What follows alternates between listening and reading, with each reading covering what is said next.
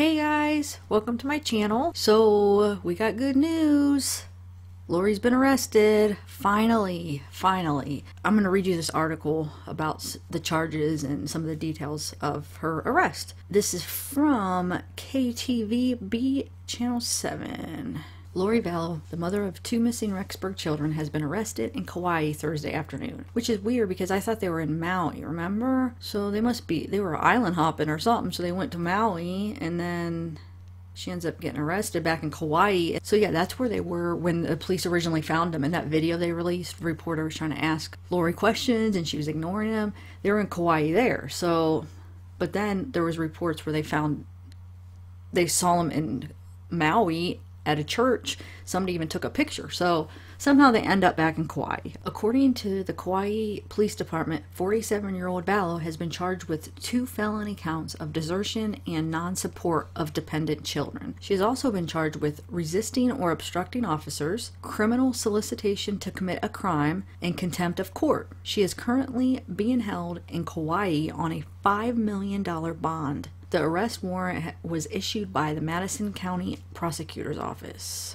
First of all, we wish to thank the public for the massive outpouring of concern regarding this case, said Kauai Chief of Police Todd G. Raybuck. We also want to thank everyone for their patience while investigators worked diligently to comprehensively gather everything they needed in order to obtain this arrest warrant. The arrest warrant was issued by the Madison County Prosecutor's Office. In the news release Thursday evening, the prosecutor's office explained why Vallow was charged. The complaint alleges that Vallow abandoned her 2 minor children, delayed law enforcement's attempts to locate her children, and encouraged another individual to delay law enforcement's attempts to locate her children. The statement reads, an official close to the investigation tells KTVB that Vallow's extradition hearing could be held on Friday or Monday on Kauai, and that extraditions typically can take up to 2 weeks or more. We also reached out to former Idaho Attorney General David Leroy, who says once Vallow has the extradition hearing and a judge okays the extradition order,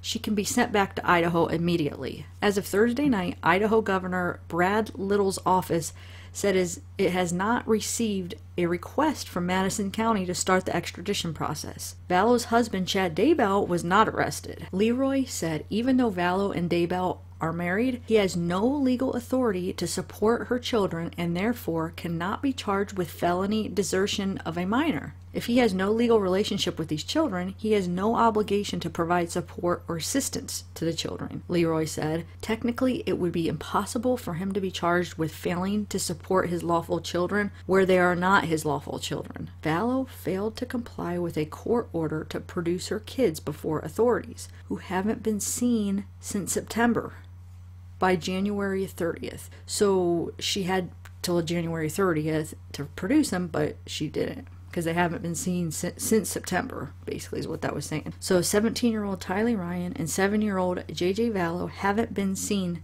since September. Police in Rexburg have said previously that they strongly believe that Joshua and Tylee's lives are in danger. No other information on the missing children was released. If found guilty, Vallow could face up to 14 years in prison for each felony desertion of a child charge. So that's good news. So even if some reason she doesn't want to talk and she basically doesn't say where her kids are and we never find them, which let's hope that's not the case, but let's say she just doesn't say anything and they never find the bodies, they never find the kids, she could still face up to 14 years for each kid. So that's 28 years. And that's just for that charge.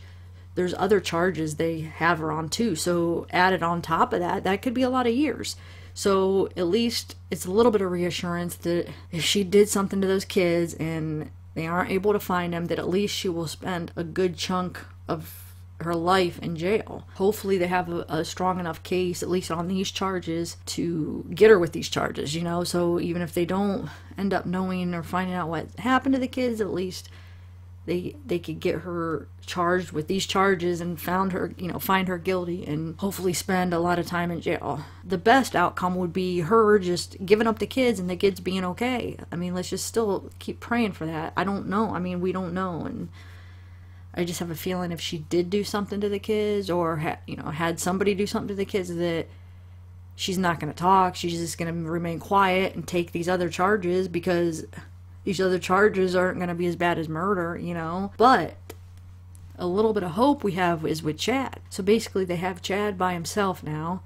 Okay, so he doesn't have Lori there to support him, and he's not charged with anything yet, right? So they could sit there and basically break him down and make him talk, because you know he knows something, and I feel like he's the weakest link here, and if anybody's going to talk, it's going to be Chad. So I think they're going to try to work on Chad. If she doesn't talk, which I don't see her talking, especially if something happened to those kids, but they could give Chad a deal. They could offer him, like, hey, tell us what you know and we'll give you a deal. And, you know, that's what happens with stuff like that. If he's facing his whole life in prison, or basically facing some huge charges, or he talks and gives up some details and gives up some information, he might just break down and do it. It might take a little bit of work, but I think he's the best bet to finding out what's, you know, what happened to the kids. I think they said that they might have a press conference tomorrow. Well, Friday. I don't know when this will be uploaded. It probably won't be uploaded till Friday. But basically Thursday is, you know, when she got arrested, and supposedly they're going to try to do the press conference Friday, or they said Monday, and also to have her appear before the judge either on Friday or Monday. But she's not getting out $5 million bond. Wow. So, yeah. I think this is good news, you guys, that finally she's not living it up on her little vacation in Hawaii while her kids either are suffering or have suffered, or whatever she did with them, whatever happened to Tammy, whatever happened to Charles and Joseph, her husband before that. She needs to pay the consequences, and it's her time. And finally, so investigators say they wanted to make sure they had a good enough case, so that's why it took so long.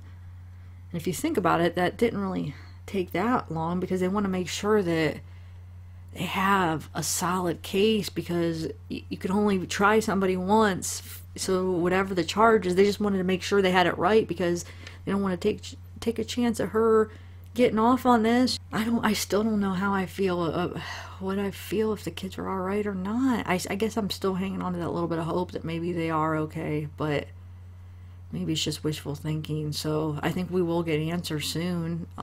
Maybe not from her, but I really do think they'll start working on Chad and maybe be able to break him down. Maybe they'll have his kids try to talk some sense into him. I could see them using that as a tool to try to get him to talk.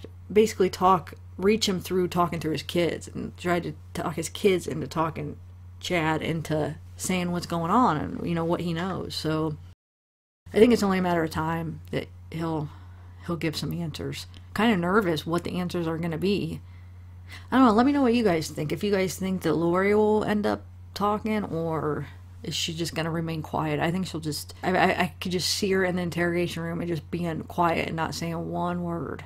And like I said, I think Chad will try to do that, but eventually he'll crack. That's my opinion. Okay, guys, so that's this. I just want to update that real quick for you guys. And I know you guys will be excited about this, because we were all just wondering when it was going to happen. So finally, it actually happened quicker than I thought. I still thought it might take a few weeks or a month or so for some reason, because and I was patient, because I was like, you know, they have to build a case and make sure they got her. But actually, it's probably better that they didn't wait too long, because the more desperate that she probably was feeling is the more the kids are still okay, then the closer it reaches to July, because we know July she thinks it's going to be basically the second coming, and so the end of the world, basically.